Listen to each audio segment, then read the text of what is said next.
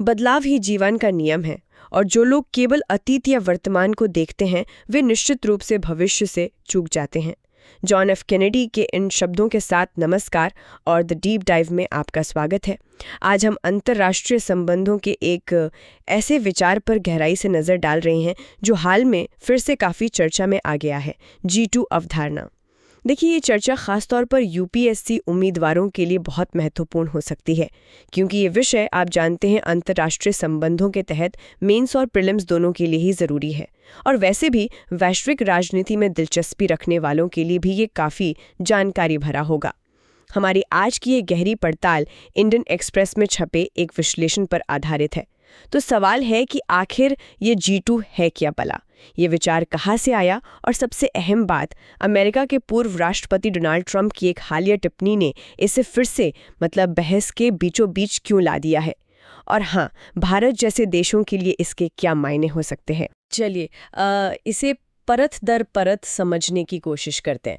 तो सबसे पहले शुरू करते ये G2 शब्द आया कहाँ से? इसका इतिहास क्या है, थोड़ा बताइए। देखिए, G2 शब्द का जो पहला इस्तेमाल है वो 2005 में हुआ था। एक जाने माने अर्थशास्त्री हैं सी फ्रेड बर्गस्टीन। उन्होंने अपनी किताब the United states and the world economy में इसका जिक्र किया। पर दिलचस्प बात यह है कि उस वक्त उनका मतलब सिर्फ अमेरिका और चीन से नहीं था। उनका तर्क था कि दुनिया में शक्ति संतुलन बदल रहा है और अमेरिका को कुछ खास द्विपक्षीय रिश्तों पर ज़्यादा ध्यान देना चाहिए। इन्हीं खास रिश्तों को उन्होंने G2s कहा था, एक से ज़्यादा G2। अच्छा, तो ये शुरुआत में सिर्फ अमेरिका चीन की कहानी नहीं थी, फिर कौन कौन से देश या समूह थे बर्गस्टीन की सोच में? हाँ बिल्कुल, बर्गस्टीन ने तो कई G2 सुझाए थे और हर एक का मकसद अलग था। जैसे उन्होंने कहा अमेरिका और यूरोपीय संघ का G2, वो बड़े आर्थिक और मौद्रिक मसलों के लिए।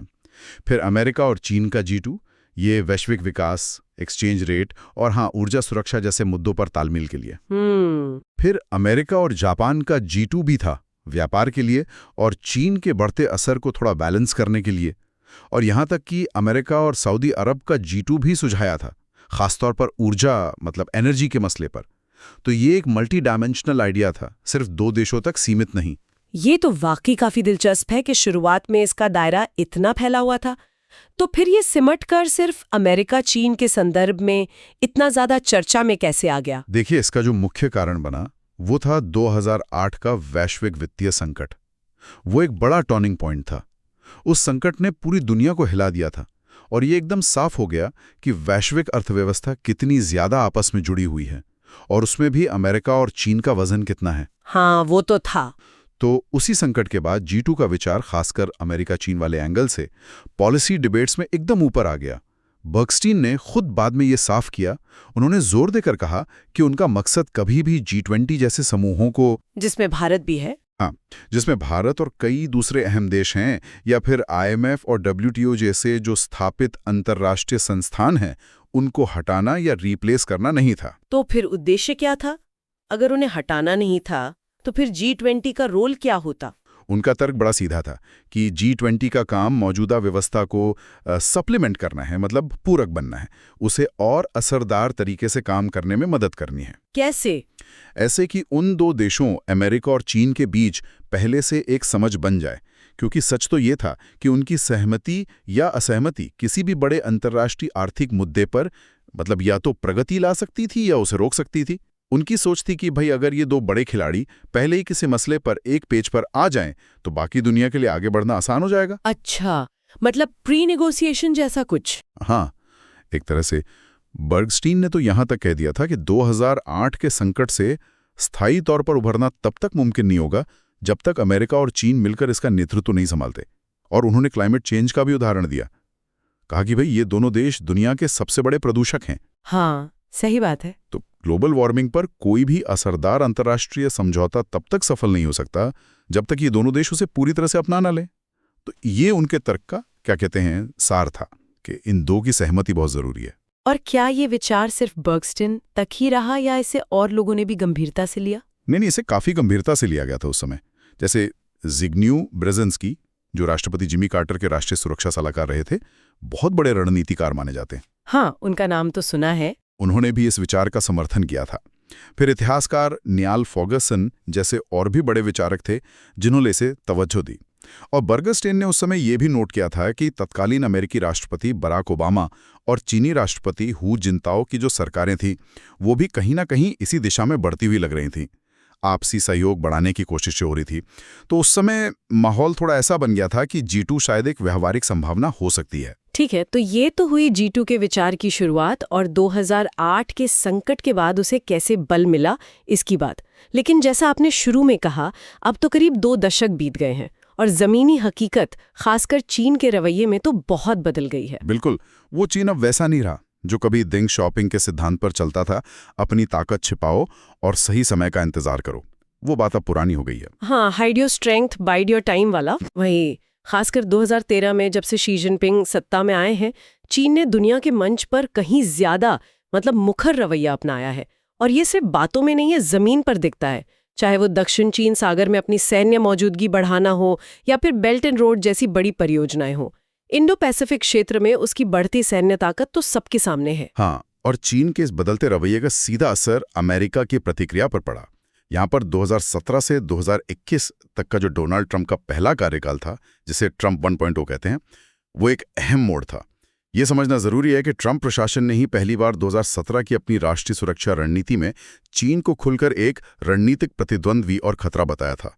ये अमेरिका की पिछली कई सरकारों के मुकाबले एक बड़ा शिफ्ट था। तो ये सिर्फ ट्रेड वॉर तक सीमित नहीं था मामला, ये एक व्यापक रणनीतिक बदलाव था। बिल्कुल, ट्रंप प्रशासन ने चीन की कई कार्रवाइयों को, जैसे इंटेलेक्चुअल प्रॉपर्टी की चोरी, गलत व्यापार नीतियां और दक्षिण चीन सागर में सैन्यीकरण, इन सबको सीधे तौर पर अमेरिका और उसके सहयोगियों द्वारा बनाई गई नियम आधारित वैश्विक व्यवस्था के लिए चुनौती माना। ये नियम आधारित व्यवस्था मतलब वो अंतर्राष्ट्रीय कानून, संधियां, व्यापार के नियम और कूटनीतिक रस्में जो मोटे तौर पर दूसरे विश्व युद्ध के बाद बनी और जिन्हें वैश्विक स्थिरता का आधार माना जाता है। इसी सोच का एक बड़ा नतीजा था नवंबर 2017 में क्वाड यानी चतुर्भुज सुरक्षा संवाद का पुनरुद्धार। हाँ, quad, Bharat, America, Japan, Australia. बिल्कुल, इसकी बैठक हुई थी फिलीपींस में, आसियान और पूर्वी एशिया शिखर सम्मेलन के साइडलाइन पर। और ये कदम सीधे तौर पर इंडो पैसिफिक क्षेत्र में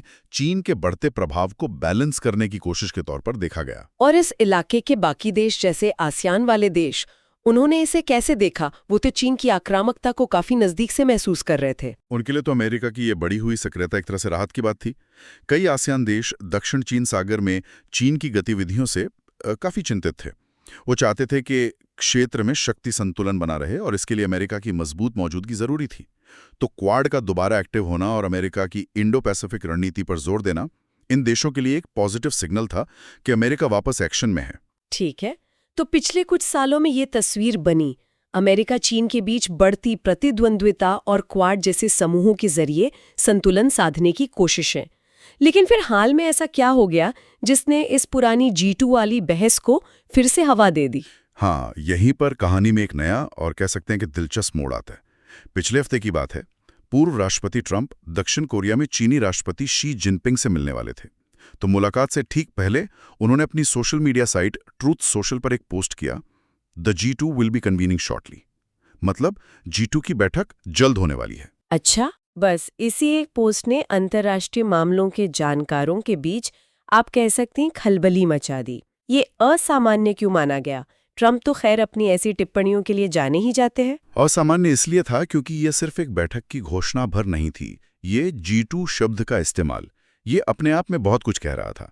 कई एनालिस्ट ने इसे ऐसे देखा कि एक पूर्व और शायद अगले अमेरिकी राष्ट्रपति खुले तौर पर चीन को अमेरिका के लगभग बराबर का दर्जा दे रहे हैं, उसे ग्लोबल पावर हायरार्की में अपने समकक्ष जैसा मान रहे हैं। ये उस रणनीतिक प्रतिद्वंदी वाली भाषा से बिल्कुल अलग संकेत था जो ट्रंप 1.0 के दौरान इस्तेमाल हुई थी। यानी यहाँ शब्दों का चयन, खासकर G2 का इस्तेमाल बहुत मायने रखता है। बिल्कुल, ये जो नई फ्रेमिंग है जिसमें अमेरिका और चीन के बीच एक तरह की बराबरी या कम से कम एक स्पेशल स्टेटस का आभास होता है, इसने अमेरिका के कई पुराने सहयोगियों को चिंता में डाल दिया है। जरा सोचिए, जिन देशों ने पिछले कई सालों से चीन की कार्रवाइयों का मुकाबला करने के लिए अमेरिका के साथ मिलकर काम किया है, क्वाड जैसे मंचों पर जुड़े हैं, वो अब सोचने पर मजबूर हो गए हैं कि अगर अमेरिका और चीन के बीच कोई G2 डील हो जाती है तो उनका क्या होगा। क्या चीन के प्रति अमेरिकी नीति अचानक नरम पड़ जाएगी? हाँ, ये चिंता तो स्वाभाविक है। और ये चिंता इसलिए भी बढ़ गई है क्योंकि ट्रंप के संभावित दूसरे कार्यकाल मतलब ट्रंप 2.0 को लेकर पहले से ही व्यापार और टैरिफ के मुद्दे पर अनिश्चितता बनी हुई है। जैसे भारत पर 50% टैरिफ लगाने जैसी बातें उठी तो उसने अमेरिकी नीति की दिशा को लेकर जो पहले की धारणाएं थीं, जो निश्चितताएं थीं, उन पर सवाल खड़े कर दिए हैं। भारत के संदर्भ में अगर बात करें तो स्थिति और भी पेचीदा लगती है। आपने टैरिफ का जिक्र किया, उससे तनाव बढ़ा। फिर वो खबर आई कि क्वाड नेताओं के शिखर सम्मेलन के लिए ट्रंप की जो नवंबर में भारत यात्रा होनी थी वो अगले साल के लिए टल गई।